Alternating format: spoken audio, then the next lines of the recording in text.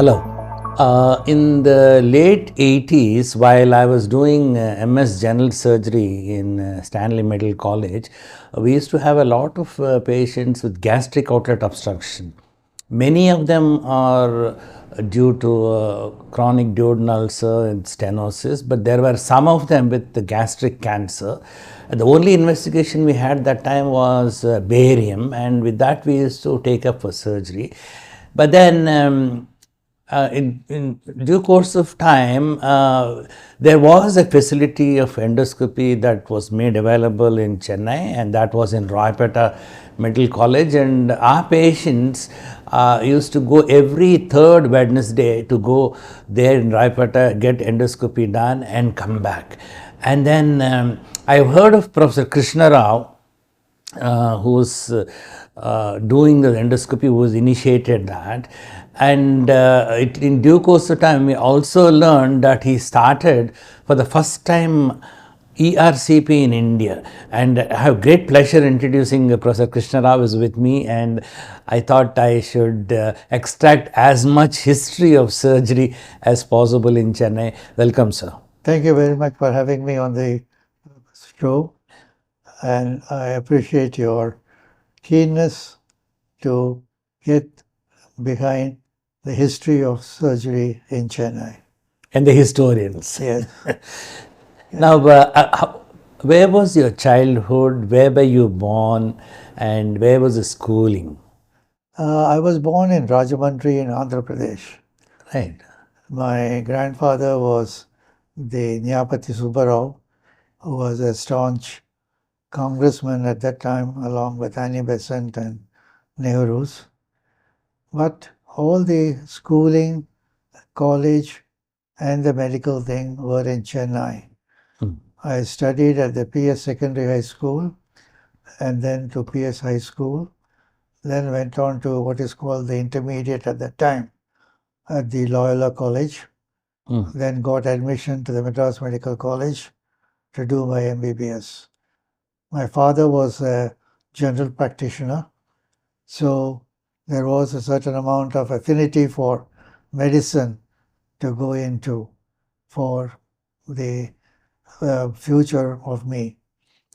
At this point, I would like to bring to your attention one of my teachers in the high school.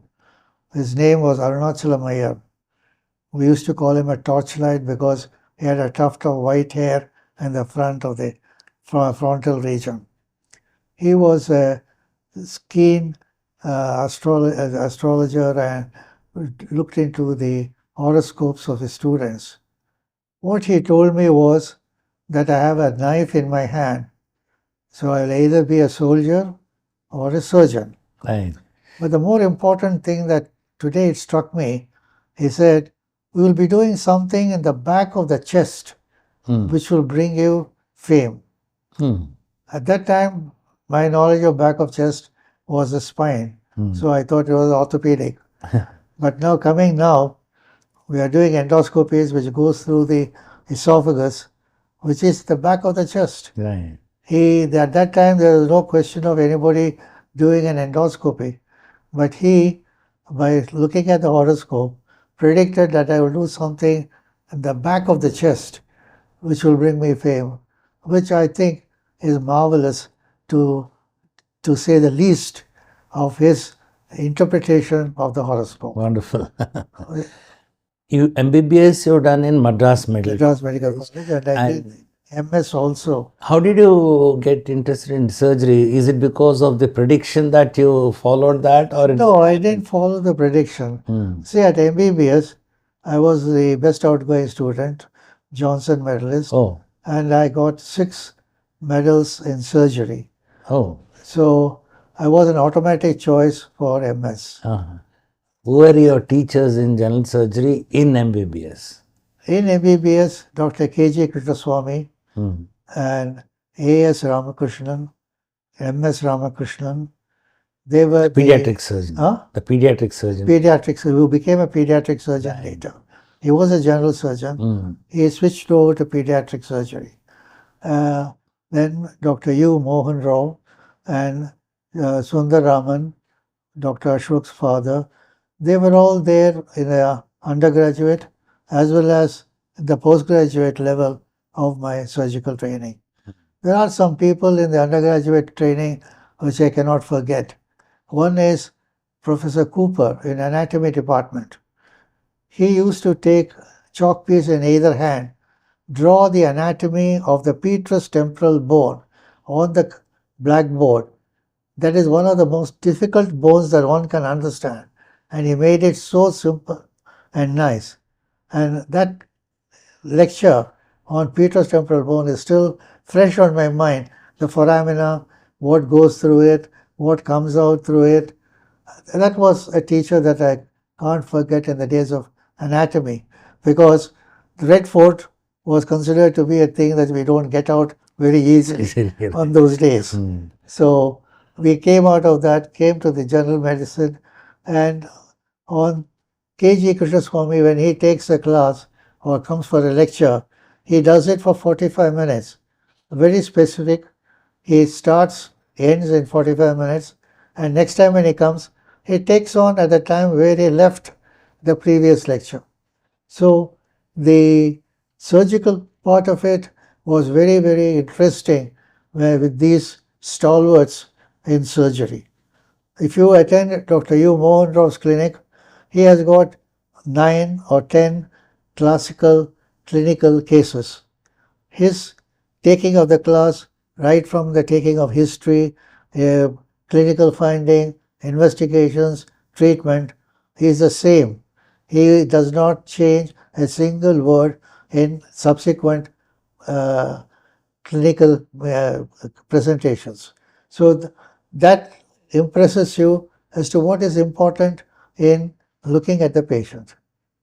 Sundaraman was very, what shall I say, bombastic in his language, but an excellent teacher. And even though he had only one vision in one eye, he was a lovely surgeon.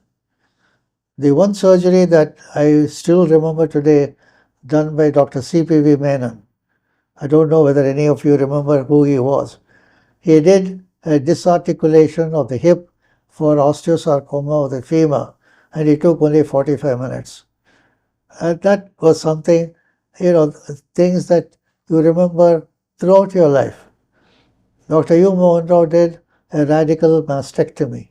He demonstrated each and every nerve, every vessel, every lymph node in the axilla when he did the surgery. And it was a bloodless surgery. Again, coming to the other end, Dr. Atmaram Rao, who was my mentor for a long time, he had come from army. He was very fast. He did not bother what he cut, whether there was a bleeding. I still remember there was a abdominal aortic aneurysm. He did a laparotomy. Then he said, "Oh, let me see whether it is aneurysm," and he put a needle in into the aneurysm, and the blood hit the ceiling of the theater. So we have a very conservative surgeon in Dr. Mohan Rao, aggressive surgeon in Dr. Atmaram Rao.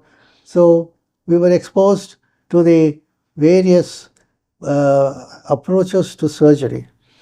Dr. A.S. Ramakrishnan was a very quiet and very conservative surgeon. U. Mohan Rao will do only certain procedures. If there is any more complicated thing in this, he will pass it on to another surgeon. So in that way, surgery was very interesting. And because I was a Johnson medalist, when we came to surgical side, I was in the rotating thing and going to the thoracic department. The surgeon there, who was my examiner, said, "Krishnarao, you do mitral valvotomy." As a postgraduate, I was given the opportunity to do a mitral valvotomy, which I can't forget. Right. And we were in neurosurgery with Dr. B. Ramurthy. Right. And we used to do burr holes and craniotomies. We used to allow us to do it. So we were exposed as a general surgeon right from craniotomies to thyroids, parotids, lung, heart, abdomen, and not much of orthopedics, because this was Dr. M. Natarajan, who was a very strict disciplinarian, who would not allow any nonsense about orthopedic procedures. So we had very little exposure there. But as a general surgeon, we did from head to the pelvis. How was your involvement, your training, your working hours as a postgraduate as compared to what it is now? See, as a postgraduate, we used to live in the hospital. We were there for any midnight emergencies. So the assistant professor will go to sleep and we will do the emergency procedures. Right. So in that way, we got exposed to a number of trauma, number of accident cases, and doing emergency procedures like acute appendix, strangulated hernias, etc. Perforation of the duodenal ulcer was a very common surgical emergency at that time. So by staying in the hospital, we were there for every emergency, and so we got complete exposure to how to deal with these things. But today, when I was last in England, I was told that they have got strict timing and they cannot work more than the particular hours that they are there. Irving Taylor, who written a number of books, he used to tell me, Krishna, when I'm operating, my SHO says, sir, my time is up, and he washes off. And I have to do with my nurse. Really? So that is the way the training and of the younger surgeons is going on in the Western countries. And the same is followed up here also, because the juniors do not want to work hard. They want to enjoy life. Because what I found in the recent past, that the parents have got a nursing home or a hospital. And so somebody from the family have to be a doctor to run the hospital. So whether they like it or not, they are pushed into the medicine. They don't like it. They like to enjoy. And medicine comes second to their entertainment. That is the problem today. But during your tenure as postgraduate, neurosurgery was coming up. As you said, cardiac surgery was there. I'm sure Dr. Venugopal, Dr. A. Venugopal, urology, plastic surgery. Were you not fascinated by any one of them and gravitate towards them? See, the basic thing was I was trained under Dr. Atma Ramarao. I did his postgraduate in him. I did his house surgery, etc. He was a true general surgeon with no qualms in where he went into. So I was more interested into an abdominal surgery. Next, what happened was that after 5 years of doing surgery, which was they got to be GJ, appendix, hernia, colectomies, it was a bit of a boring doing the same surgery over and over again. Even though today it is said that the more you do, the more perfect you become and better your results. It was not the same at that time. So after 5 years of doing general surgery, I read an article in the magazine Science, which showed a fiber optic sigmoidoscope, whereby they used to pass instrument for detecting early carcinoma in the rectum and sigmoid colon. And also said that the same was being developed to look into the esophagus, stomach, and duodenum.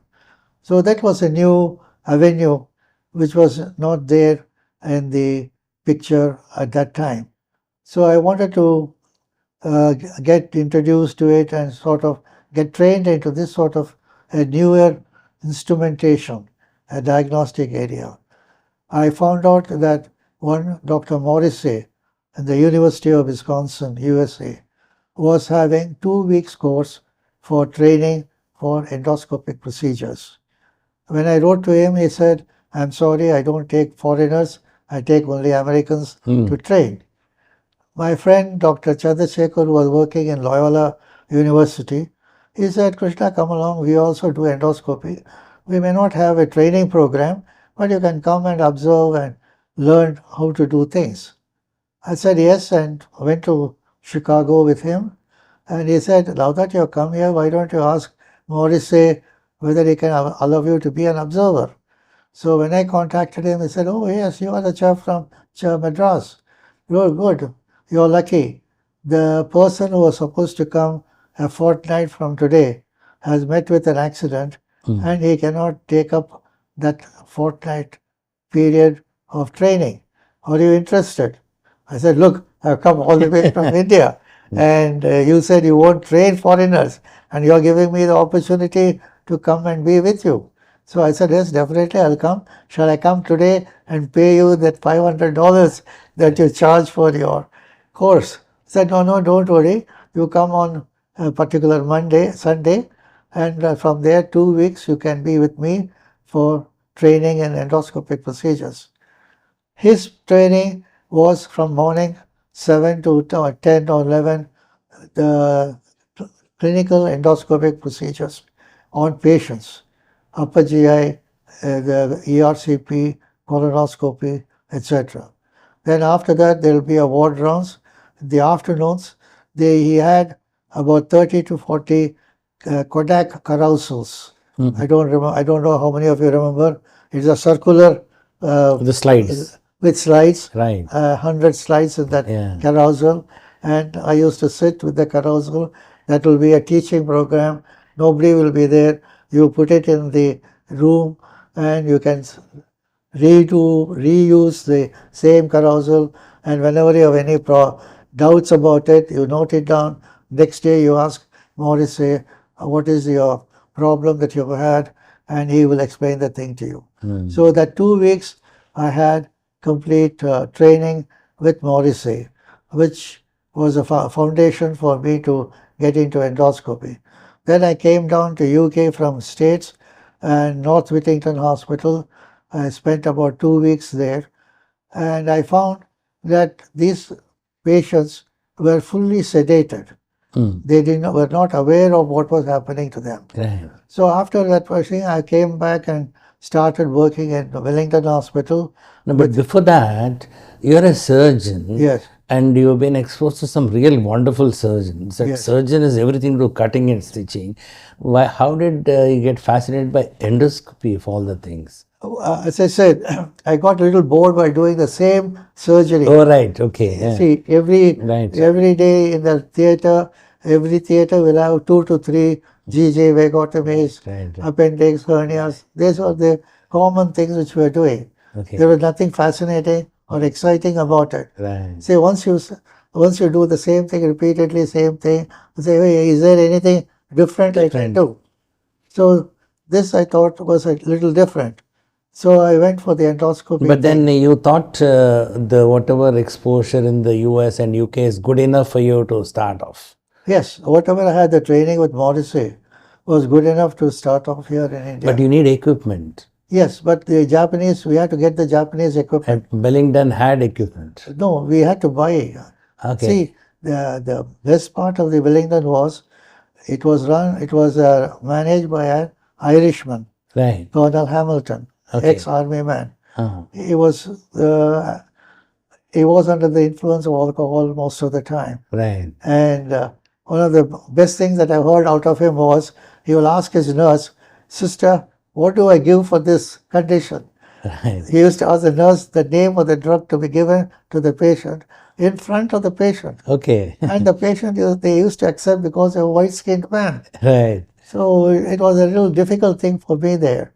So when I went on to the managing committee board as the medical officer in charge of the hospital, I had just returned from UK with my FRCS. I told them we should have a ICU where we monitor the heart. We can detect a heart attack. We can restart a stopped heart with defibrillation, and then we can continue to make it work with catheter and pacer, etc. So all the people sitting there were foreigners. They were the MDs and CEOs of the major companies in India, in Chennai. Like Bindies, Paris, etc. So they came with the question, okay, how much does it cost to get the equipment? What is the return? When will it return? So I said, look, I'm sorry, I don't know any idea, but I know that this can revive a stopped heart. We can revive a patient, etc. So they were discussing on the monetary aspect of it. Luckily for me, there was one Indian gentleman on the board, my name Braganza, who was the chief of the ITC of South India. Right. He just came out with one sentence. He said, Mr. President, if that instrument can save one life, what are we talking about? So that stopped the entire discussion. They said, let's go ahead and buy the thing. Right. Luckily for me, within about 6 months of getting that equipment, we had a person from EID Paddy by name Mr. Mukherjee, who had a heart attack, who had a AV dysfunction, and he was going into asystole. With the help of Dr. R.S. Rajagopalan, our cardiologist, he put in a pacer. We used to have only an external pacer. We don't have the internal pacers Right. at that time. So external pacer was on and his heart was beating. Patient was conscious. He knew that his heart was not beating. It was beating only because of the external pacer. Right. So every day he will ask him morning, evening and night. When I used to meet him, doctor, my heart is going to this thing. I said, as of now it has not started. So nearly about a week we put him on a pacer, and then his heart recovered, started functioning, and he got discharged. So I brought it to the attention of the board of the nursing home, and they were quite happy that one of their staff benefited by the equipment that was put up in their hospital. Oh, okay. Yeah. See, the ICU that was in the Wellington was the first in a private institution in Chennai. Dr. R.S. Rajagopal had started it at the Roypeta Hospital, and he helped me a lot with his staff to come and run the ICU at the Wellington. Then after that, whatever equipment I asked for, the committee completely gave it because they knew that I will not ask for anything which is fancy or which is not useful to the patient.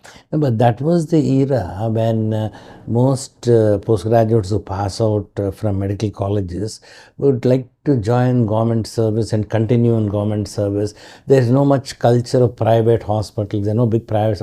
How did you not think of continuing in government medical college and thought of private setup? You see, when I did my MS, Dr. Atmaram Rao said, go to UK, do your fellowship and come back. At that time... Why did you come back? Sorry? Why did you come back? I'll tell you, I'll come to that one.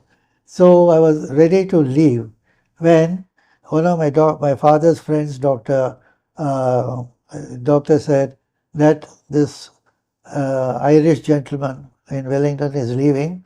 They are looking for some youngster to take over the running of the hospital. And he said, I want your son to take it over. So I was interviewed by Hamilton, the Irishman, and he accepted me to be his second in command, put me into proper place to take it over. So I was all the while thinking of going to UK. So I asked my mentor, Dr. Atmaram Rao, sir, this thing has come. They want me to take over this hospital. I've not even heard of this hospital in the past. He said, Krishna, if you're getting that, take it. Forget about going to UK. I said, what will you change your thing? No, this is a very good opportunity for you to establish yourself, so you take it up. So I took up the position in the Wellington Hospital. Now, the Irishman knew that I wanted to go to UK for my fellowship. He said, it'll be good for you to have a UK degree when you come back, when you have to deal with foreigners who are coming to this hospital. Right. So he supported me to go to UK. When I landed in UK, at that time, the government of India used to give only £3 as foreign exchange for you to land in, and which is not even enough for you to go from Heathrow Airport to the central London. Okay. With the help of friends, my classmates, I was there. I did my primary, At the end of my primary, I was about to take up a job when I lost my father in Chennai. So I had to come back to do the rituals. Again, I went back, did my fellowship in Edinburgh and London, and then I had to come back because the Irishman wanted to leave Chennai. I had to take over the thing. So I had a 1 year training in UK in various hospitals as registrar. Then I came back. I was in complete control of this hospital, and from a dormant nursing home, it gradually blossomed into a specialty hospital where I was able to put in our endoscopy, surgery, and later on expanded to a 100-bedded hospital. I was helped by Dr. Surendran to establish a hepatobiliary unit where we did liver dissections, pancreatic urinectomies, etc. And we had the number of postgraduates from all over India coming there. They had the exposure of general surgery, they had the exposure of endoscopy and therapeutic endoscopy. At that time, I also started work with lasers. They got exposed to application of lasers in various aspects, both open surgery and in endoscopic surgery. Then the laparoscopic surgery also came in. We introduced that at the South India. Dr. Woodwardia was the first person in Bombay to start the laparoscopic surgery. I was the second person in India to start in Chennai, and we had various workshops on laparoscopic surgery. So the postgraduates or trainees who came, they were exposed to 4 different modalities of surgery. So we used to have people coming from all over India for a period of 2 weeks to 1 month to 1 year. Even from army, I had people coming in for training purposes. After that, the hospital grew to 100 bed, from 20-bedded hospital, it grew to 100-bedded hospital. At that time, there were only 2 other private nursing homes. One was the Vijaya Hospital, run by Nagi Reddy and his family, then KJ Hospital on Punamalai Road. The other one was run by nuns, the St. Isabella Nursing Home. These were the only 3 hospitals that were there. If I can interrupt you here, when you started endoscopy, was there gastroenterology in Madras Medical College? Was there a department? Yes. And did they have any endoscopies at that time, and were they doing any? Dr. Madan Gopal was the gastroenterologist, and his counterpart in surgery was the Rangabhashyam. And they had the 3 assistants. They had a DM course. They had endoscopy. I still remember Dr. Madan Gopal had a VIP patient who had a colonic polyp. He said, "Krishna, I have not done a polypectomy. Could you please come and do this for my pace?" So I helped them out. The best part of it was the first batch of DM candidates who came out. Today they are Dr. T.S. Chandrasekhar, and they came to me and said, "Sir, bless us." I said, "Yes, definitely it is there. We have just completed our DM gastroenterology." "Very good. What are your next program?" They said, "Sir, we have not handled an endoscope. We want you to teach us how to handle that." And they passed DM. They have passed DM. The scopes were allowed only by Dr. Madan Gopal and his 3 assistants who were there at that time. The postgraduates had no say in the matter. They have not handled the instrument. So I said, "Yes, please come."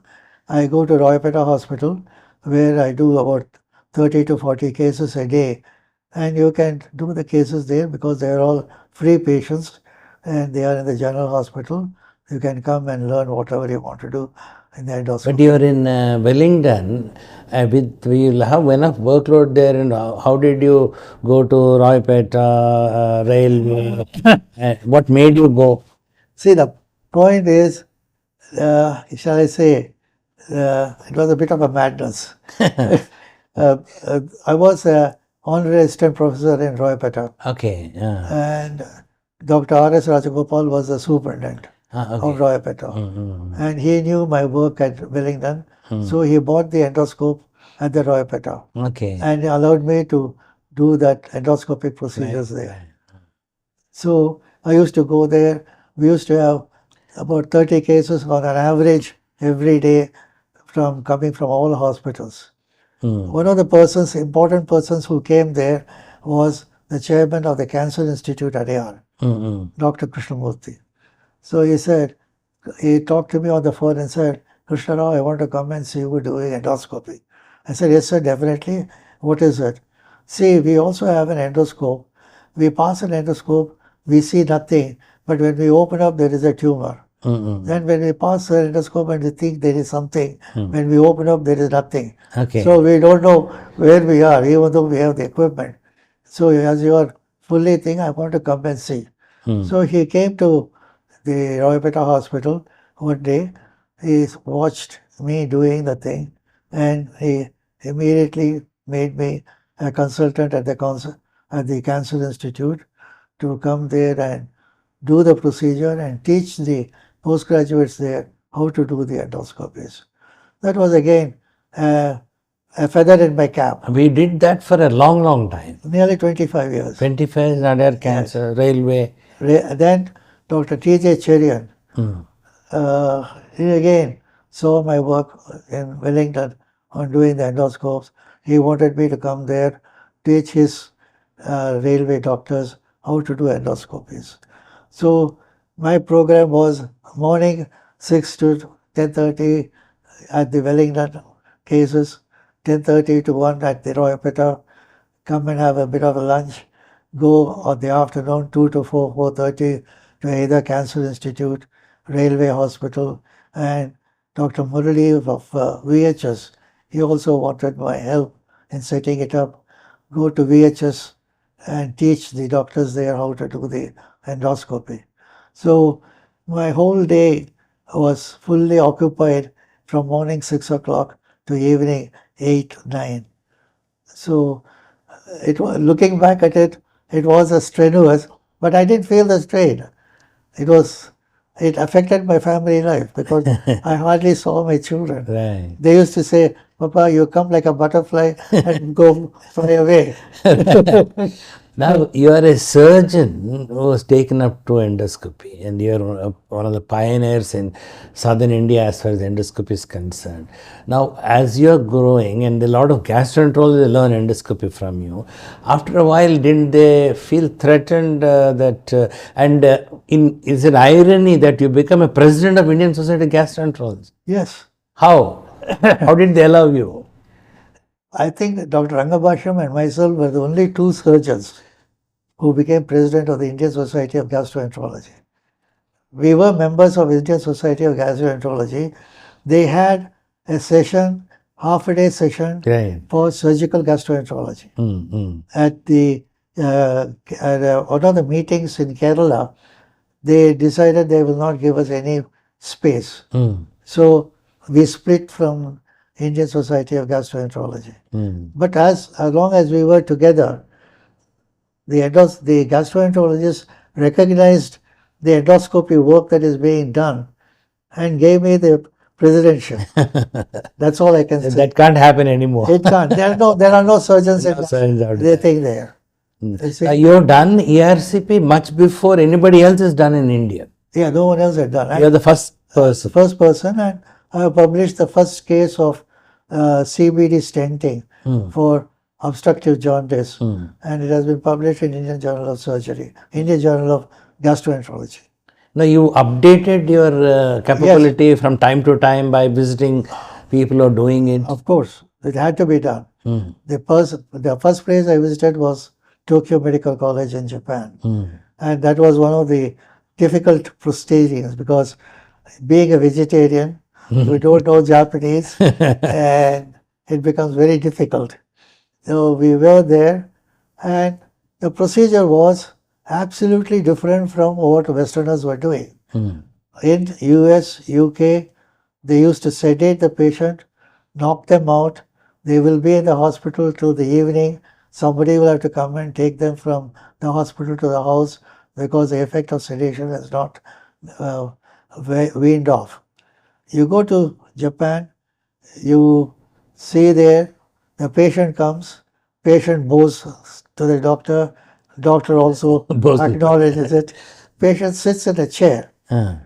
and the doctor stands in front of him, says, open your mouth, and pushes the scope down after anesthetizing the back of the throat. In a sitting position. In sitting position Right. in Tokyo Medical College. Used to be, yeah. So I was completely taken aback Mm. because you're seeing one extreme of sedation and this one extreme, patient opening the mouth, having the endoscopy done, and then getting up, going to the surgeon, going out. So that is what changed my entire approach to the endoscopy when I came back. Mm. So there they allowed me to do some procedures because they didn't have much of restrictions of us coming. At that time, they were using gastric camera. Right. So the camera used to be passed by a technician and he will position the scope in different positions and take photographs on a thin strip of film. And that will be studied by the doctors and they will have complete record of them for years and years. And they will say, this is really gastric cancer, this will proceed to cancer later.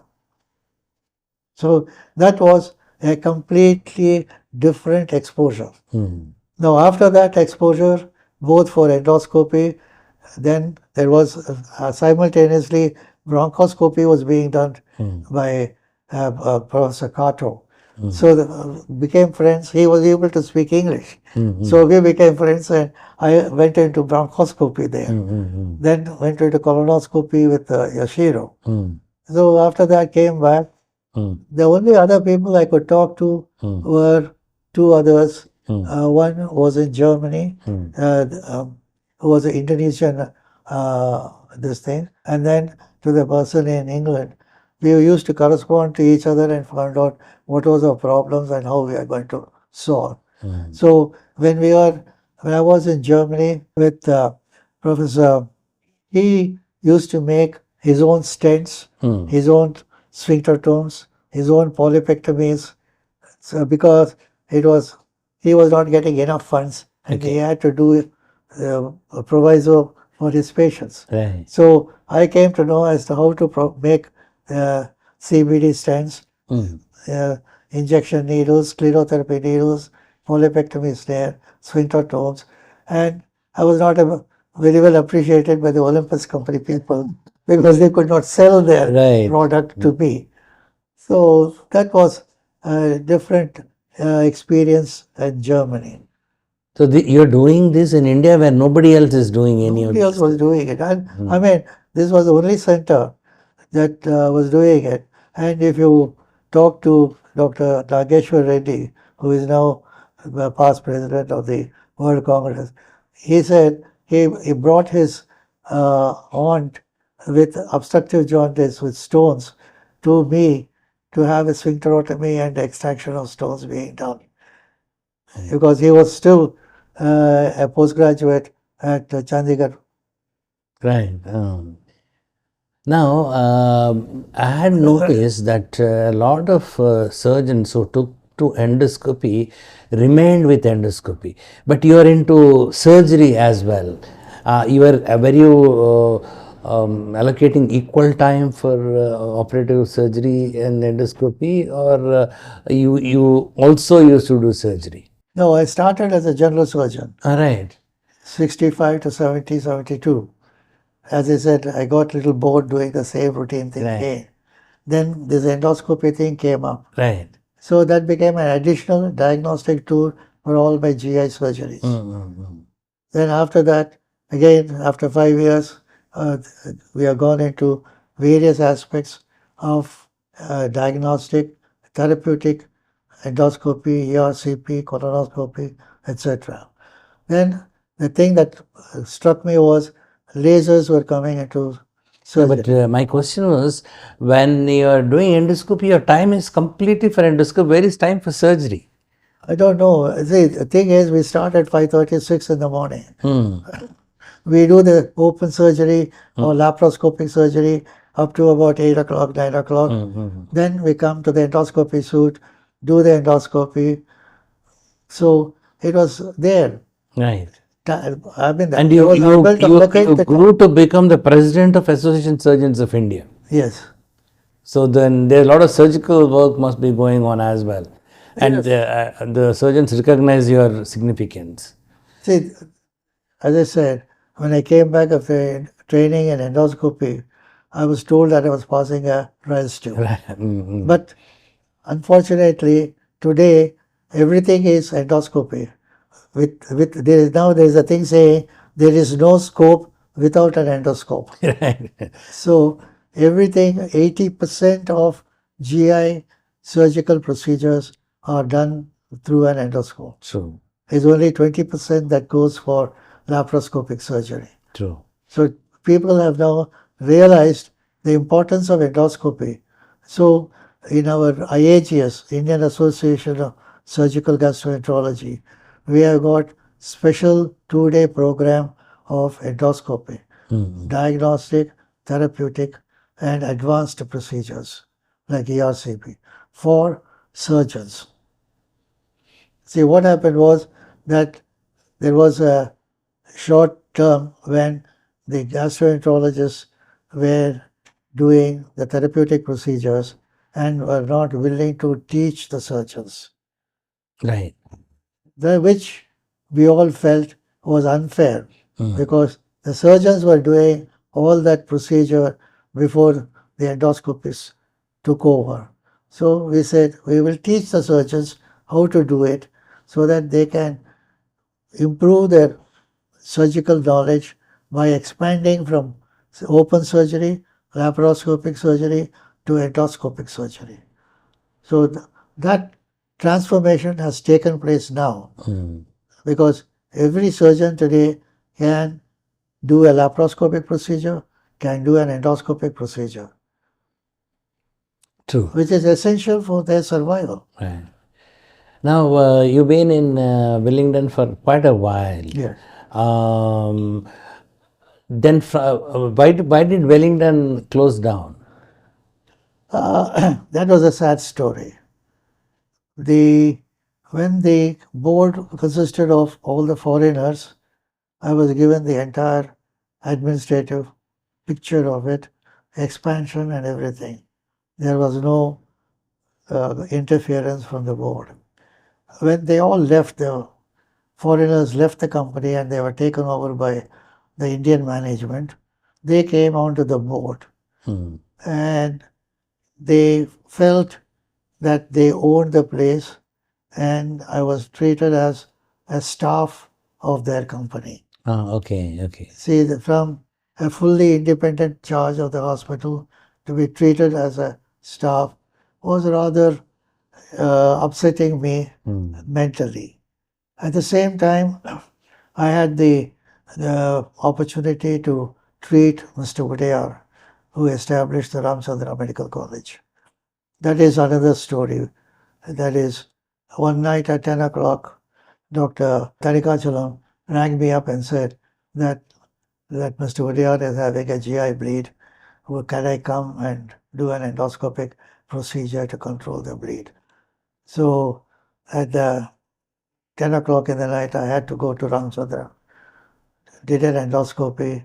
I found Dr. Madana Gopal, Dr. Rangabhasham, and all the seniors sitting there in the ante room. And I was asked to go in because they were not willing to take any responsibility of treating him in that acute stage. So I went in and Dr. Rajkumar was there. He assisted me in doing the sclerotherapy, controlling the bleed. We didn't have the glue, we didn't have the banding, it was only a sclerotherapy. All right. Okay. So with sclerotherapy, to my luck, the bleeding stopped and he recovered completely. Okay. Thereafter, he went to various Western countries, and at that time, liver transplant was not there. Right. So they just told him Okay. Please go ahead, continue with your sclerotherapy. Okay. Nothing more is to be done for you. Right. So I was doing the follow-up sclerotherapy. The vice chancellor at that time was Dr. T.K. Patsati. Okay. He was a very good ardent admirer of mine for the endoscopic procedures. Right. So he said he knew the changed circumstances and offered me the position of HOD of surgery at Ramchandra. Right. So I naturally took it over because HOD of a teaching institution, you have undergraduate, postgraduates, teaching and certain research program, and you can show your worth to the institution. It went on. So I left Wellington, and as bad luck would have it, there was no one who was willing to take over the administration of the Wellington. Okay. They had no other choice to let it go, and Netralaya took over the buildings, and they are doing an excellent job in that constructed place. And how long were you in Ramchandra? Ramchandra was there for 8 years. Right. Then I found that traveling, I was staying in Malapur, going there.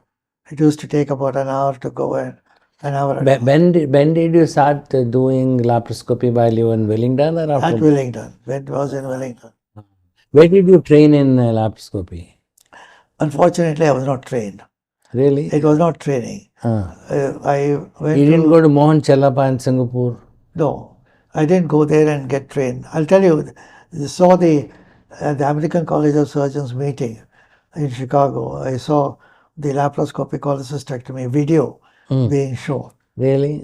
So that fascinated me. Then here, Dr. Udwadia, he started in Bombay. So I went with him and had training with him and with Udwadia. Right. I didn't go abroad. Okay. Then came back to Chennai and we started the laparoscopic procedures. Right. Oh, that's So wonderful. that was the only thing where I did not go abroad for a training purpose. Because you have done enough lap choles, open cholecystectomies. The anatomy is the same. It's only the approach which is different. Right. You have to get your eye, hand and foot coordination to the laparoscopic procedures. So with Udwadia doing the first cholecystectomy in Bombay, we did the second in Chennai, and we conducted the first laparoscopic workshop at Wellington, Okay. where we demonstrated cholecystectomy, appendicectomy, hiatus hernia repair, colectomy. All these were demonstrated with some Japanese surgeons taking part in it. So in that way, it is a progression from open surgery to endoscopic surgery, laparoscopic surgery. Now, where did laser, because I remember only your name as a laser surgeon, much before lasers came anywhere to the city. Okay. And you did a big conference in possibly Ramachandra. Yes, Ramchandra. What is the story of lasers? Story of the laser is my good friend Dr. Shankar, who is in Cincinnati. He was working with Mr. Jaffe, who was a pioneer in laser applications. So he said, Krishna, come over, learn the laser because you are doing all these things. I'm sure you will also appreciate the laser application in surgery. So I went to Cincinnati, worked with Jaffe and him, and when I came back, we got the first laser in the Cancer Institute because that is where we have a lot of malignancies and things. Then we got in Wellington. So from both these places, we were able to do not only open surgery, but endoscopic surgery. The most important factor that laser helped was obstructed CA esophagus. At that time, we did not have these stents, etc. We used to put the endoscope, laser the tumor tissue, produce a lumen, and make the patient to swallow. Right. So the patient was saying is, sir, thank you very much. I can drink my milk today. Right. So that way, laser became a basic tool for me, along with endoscope, to overcome obstructive lesions in the esophagus, pylorus, colon, all these areas. We were able to use the Nd:YAG laser and what we call luminization of the obstructed bowel. Now, who were your contemporaries who are very close friends of yours, contemporary surgeons, and what have you got to say about them? See, it is Rangabhasham was my contemporary in the hospital. Then Dr. A.S. Ramakrishnan was my senior. M.S. Ramakrishnan was in the pediatric age group. Then Dr. U. Mohan Rao was there. And as I said, U. Mohan Rao will not touch anything which is difficult. He usually sends it on to me. So we used to have a close-knit thing in ASI, and that I was able to interact with surgeons from other parts of India. And they all realized the amount of work that I was doing. Not only open surgery, in endoscopic surgery and in laparoscopic surgery. So I was able to proceed up and become president of the ASI. Again, the ASI became a little complicated because of various political factors. So I had to withdraw from ASI. But today I'm back in ASI. The most important thing, development, was the formation of Indian Association of Surgical Gastroenterologists, IAGS, which was with President Udwadia as the founder president.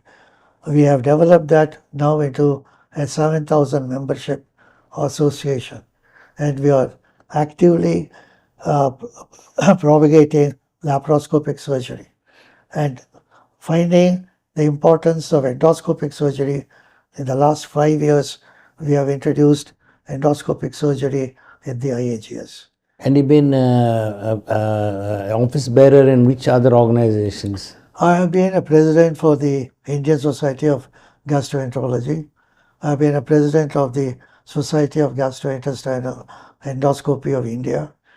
And then there was another society in Calcutta, Indian Endoscopic Society. These were the Indian associations. I became president of the International Society for Lasers in Surgery and Medicine. And again, the next step was the World Federation of Laser Societies. I became a president of that.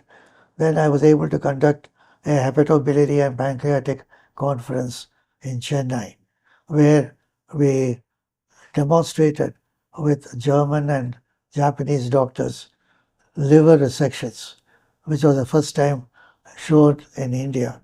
And that created a lot of interest, and it involved the people to go into hepatobiliary surgery.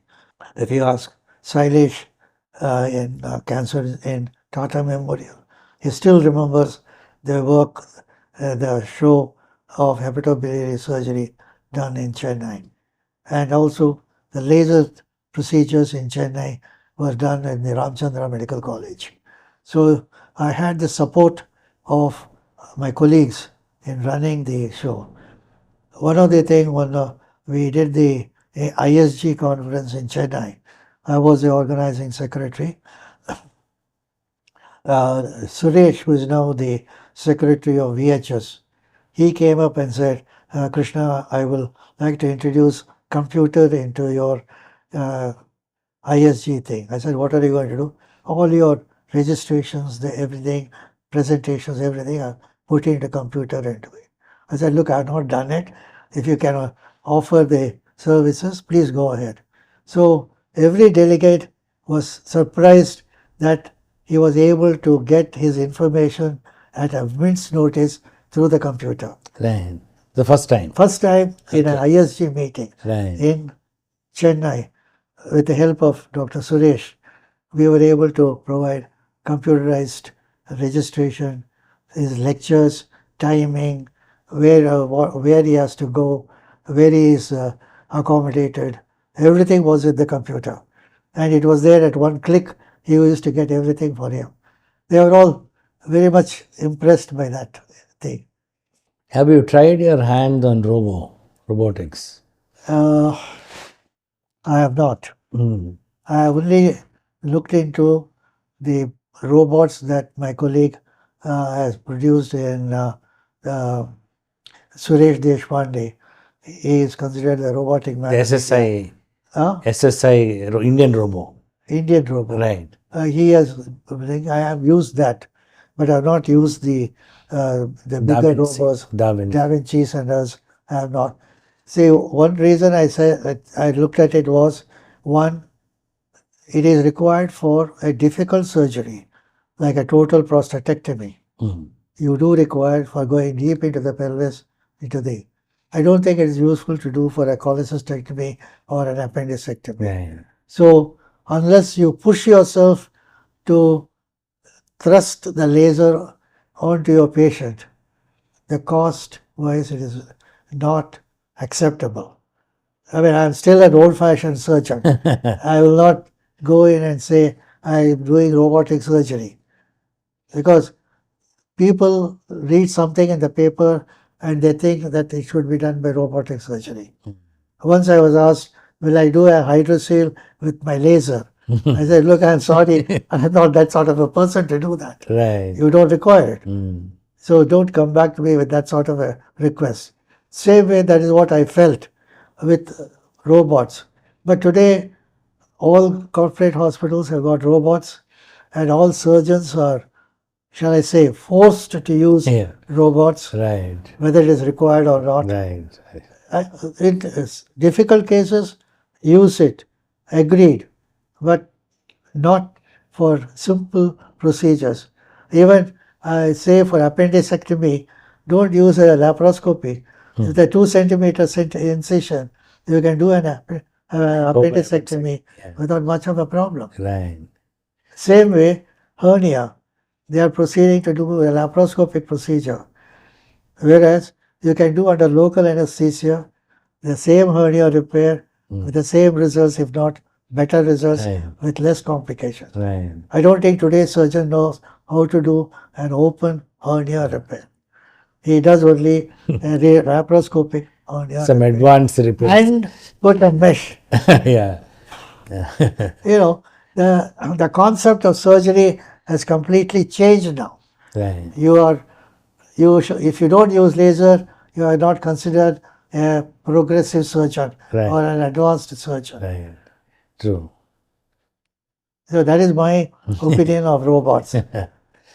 Now, if we have to look at your progression in life and life in surgery, you not only earliest to learn every technology, starting from endoscopy and so on, but you propagated them, you had organized conferences, and you've been involved in the societies which propagate the science, teach people, give certificates, and you become president. Now, having achieved all this in one lifetime, you also seen the endoscopy, advanced endoscopy and surgery grow in the public sector and as well as private sector. Do you have any comments as to say whether they're all going the right way? And if you really look at public sector, they aren't as advanced as it's in the private sector. See, the government hospitals today, they do have endoscopes, laparoscopes, and people are coming for getting training because they have the scope and they can use it, and they for the benefit of the patient. So even though they may not get the latest equipment in a government hospital, they do have the basic equipment to do surgeries through laparoscope and for endoscope. Whereas the corporate sector, they want to be one step ahead of everything to say they are giving the best of procedures and treatment to the patient. Right. So they go for the latest models of endoscopes, etc., like high magnification endoscope. Then the color differentiation of the tumors, all those things, they go there. Those are not available in a government hospitals. Right. Okay. But they do have the endoscopic procedures. Right. So what we are trying to do is, we are going to the smaller cities through the IAGS to teach surgeons there how to use laparoscope and endoscope.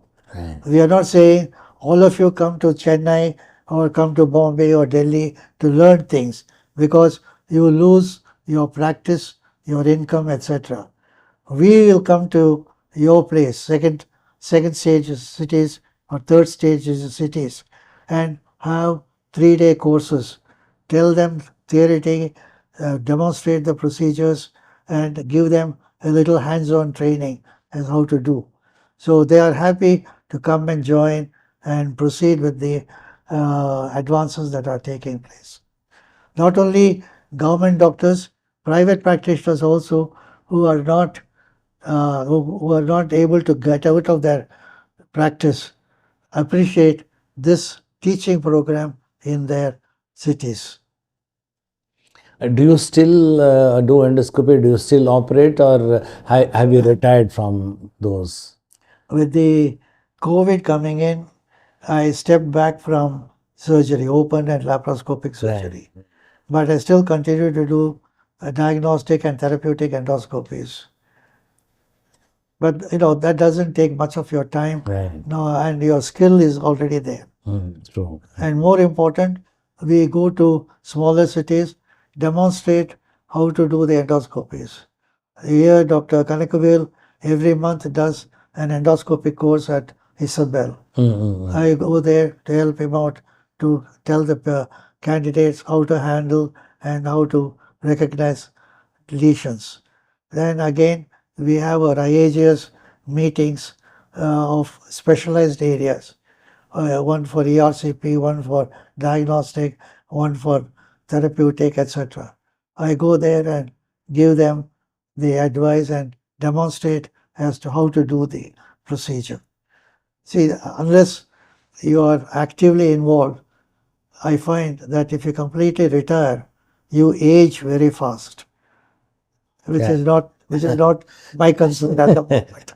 I would like to be as long carry as on you can. much as you can. Right.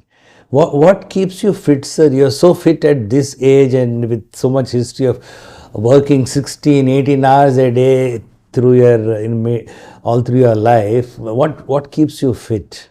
One, Genes apart. sorry, Genes apart. not genes apart. No, my father was there up to 60th year. But I think, and my doctor at that time, he will not give me permit to have liquor. Okay.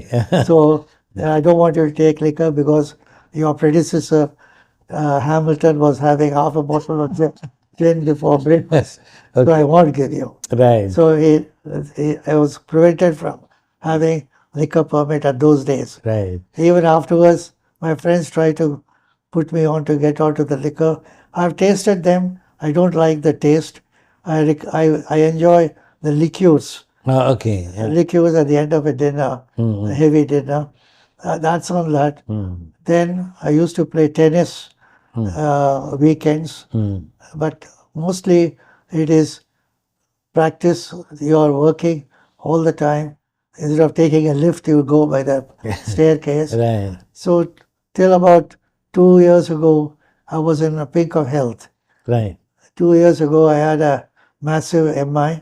Really? And I was asystole for 24 minutes. Really? And I'm lucky I'm alive. My brain is still functioning Right. after 24 minutes of Right. asystole. So I'm thankful to God for having kept me alive and keep me going. What do you think about the level of ethics now in medical practice, and do you think they're deteriorating? The less I say, the better. No, See, because- the point is, everybody today is advertising themselves. that they are the first person in the world to do that particular procedure, and there's no one else who can do it better than them.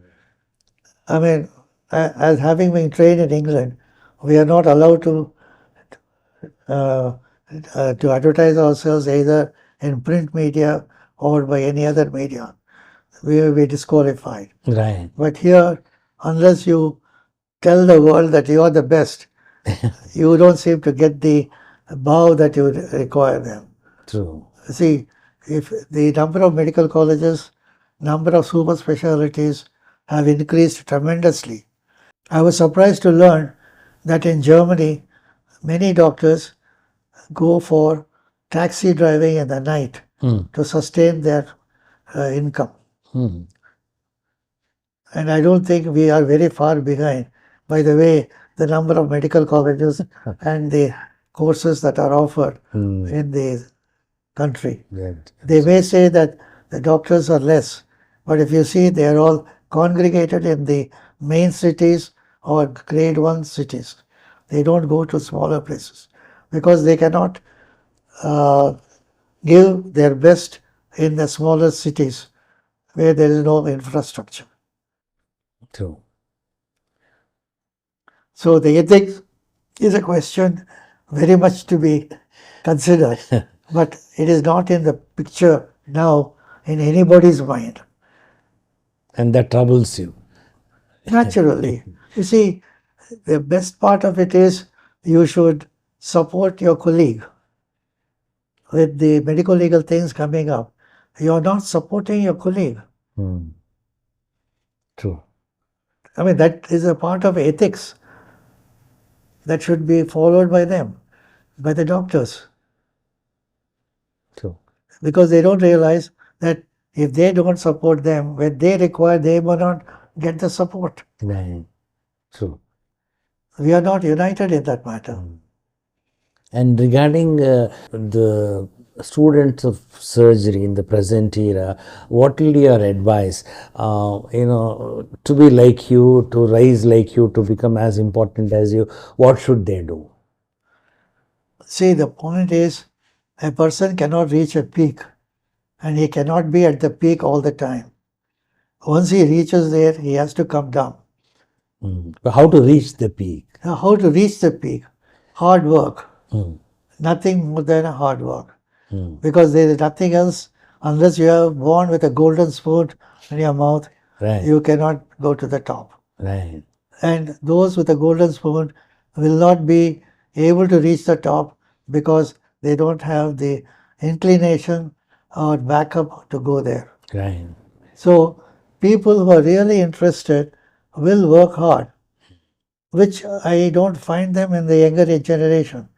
They want their entertainment.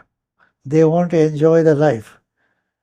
They don't want to be available 24 hours of the day in a hospital. When an emergency comes, they should be there to deal with the emergency. Emergencies won't come when they are on duty. They have to realize that. True. So, medicine today is a commercial venture. With all the corporate hospitals coming up, individual hospitals are fast disappearing. You cannot survive with a 10-bedded hospital or 20-bedded hospital. It's all going on to a corporate hospital. So you go into the corporate culture, which is entirely different. As I say, when you are in a corporate hospital, you are working for the administrator. Right. He has to get his income, his salary. And his only duty is to tell you you're not bringing him enough money to the hospital. Right. Right? So the concept of free treatment, free hospitals, I think is almost gone.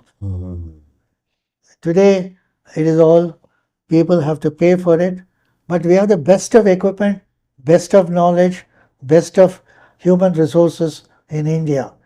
We don't have to go abroad for any treatment. True. Yeah. In that way, the corporate hospitals have elevated the level of medicine in India. True. We have to give the due respect to them. Right. But at the same time, you have to see at the other aspect of it. 80% of the people can't afford it. Right. So they go to alternative medicines Mm. with sometimes disastrous results. True. Now, another important lesson we learn from you is that you have to keep working as long as you can.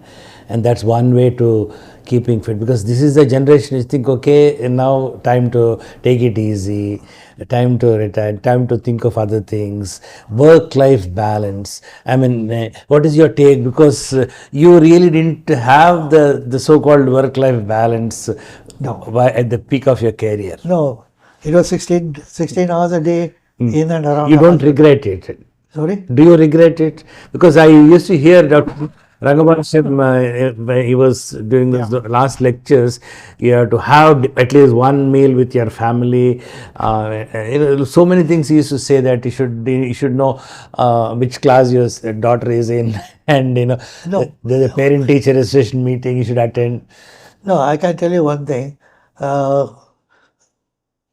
Every week we will have one meal with our entire family. Weekends we'll be in the club at occupying various parts of the club, tennis court, swimming pool, etc., or going to the movies at the club. So that sort of bonding was there when we were working so hard. So we used to be connected with our children. Even though they felt that we were not spending enough time with them, we were in constant touch with their progress. Right, And we were happy with what they were progressing. right, right. So the question is, what is the level of entertainment or relaxation that you need? If for me, work was my relaxation, which many people don't understand today. Right.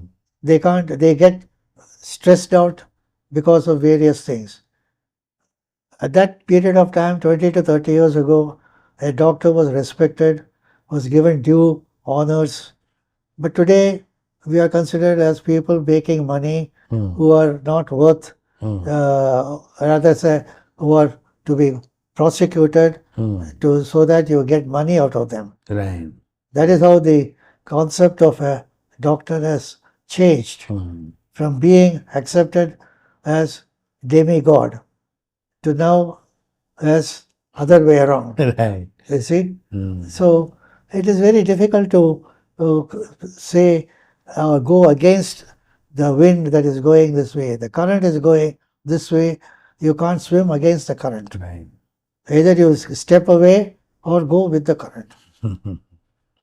How important are friends, and how many good friends you spend time with?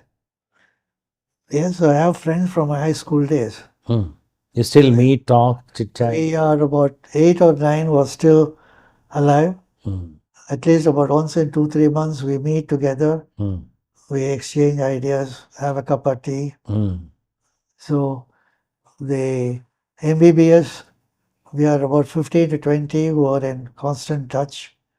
The other day, one of my classmates from Barbados just walked into my house. I was surprised. Okay. I said, "You're supposed to be in Barbados." I said, No, I came to Bangalore. So we thought I will come and say to Chennai to meet 6 or 7 of us, of the classmates, to meet here. So that sort of a bonding. Today, the bonding is there more from emails, WhatsApp, messages, rather than physical meeting. Right. Most of my classmates, 40 of them are in states. Chicago area, they were there. Are you in touch with them? Most of them I am in touch. Right. Most of them. But at least there are now only about 12 whom I can talk to and correspond with. Because the rest are all not here. They have departed from the earth. Yeah, right. Sir, one interesting aspect of you I see is, we'll be called to so many meetings happening in the city, some drug launch, some laparoscopy meeting, this meeting, that. You are there in every meeting. I skip half of them because I think of some entertainment or watching cricket. What drives you to be there? Not only that you are there till the end. And listening to participating it at this stage of your career, is it necessary for you at all? Attending a meeting, you learn. The other day that was held up in the thing, I learned a lot about immunotherapy, then what is the advances in radiotherapy. I mean, these are the things which improves your knowledge. Because at your age, people come and ask you, what should I do? Right, So you should have knowledge to tell them what they should do. right. And the knowledge comes not by reading, but only by attending the meetings. Do you read also now, medical reading, and how much reading you do? Do you have any fixed hours? No, I don't have fixed hours. I just, as and when I like, I look up at the thing, the journals that they come, that gives us the latest what is going on. And moreover, it is in the Google, you put in a problem that you have and you get 100 solutions for your problem. So that way, you have got to be, what shall I say, one step ahead of the Google for your patients. Right. Looking back at your long career, what all things that make you happy? What all things you think you've achieved and you're contented? How much contented are you?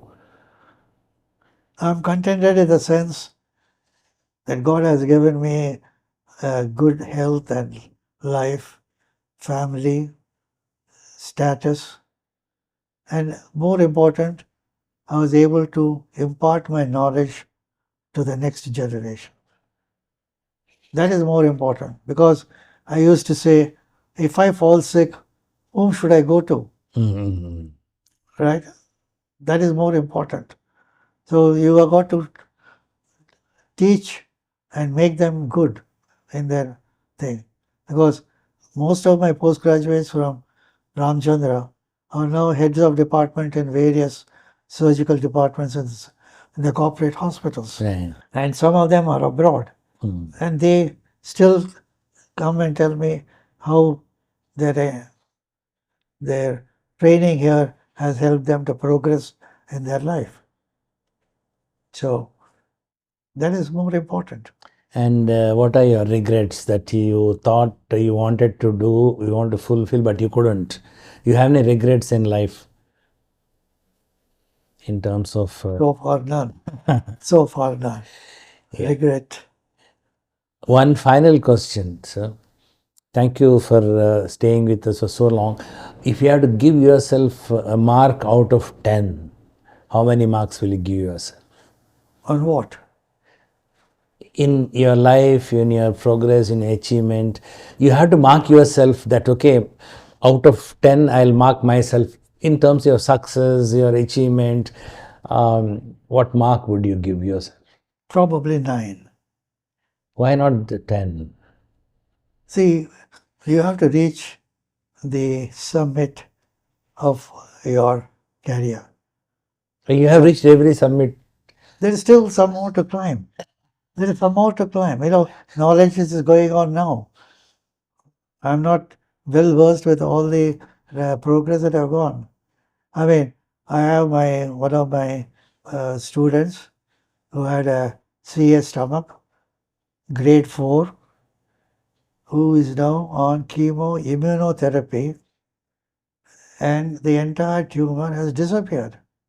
I mean, this was unheard of. Unimaginable, yeah. Okay, so the person with whom he has had this management in states has come out with the statement that in about 4 or 5 years, for carcinoma of the stomach, whatever the stage may be, surgery will not be required. Right. I mean, this is a statement which somebody had told me, I would have laughed at them. Right. But I have a living proof Okay. of a person living stage 4 CA stomach after immunotherapy with no recurrence, with no residual tumor, alive. Great. See, those are the things that take you up. True. On that note, it's wonderful talking to you, sir. And Okay. really, it's a privilege, I should say, that we could meet up with you and go through the history of endoscopy and surgery in Chennai. Thank you so much. We shall meet again some other occasion and have some more. Thank you, chit-chat. Pratap. Thank you. It was nice. And the ambience was excellent. I should say that. Thank you so much. Thanks. Thank you. Thank you.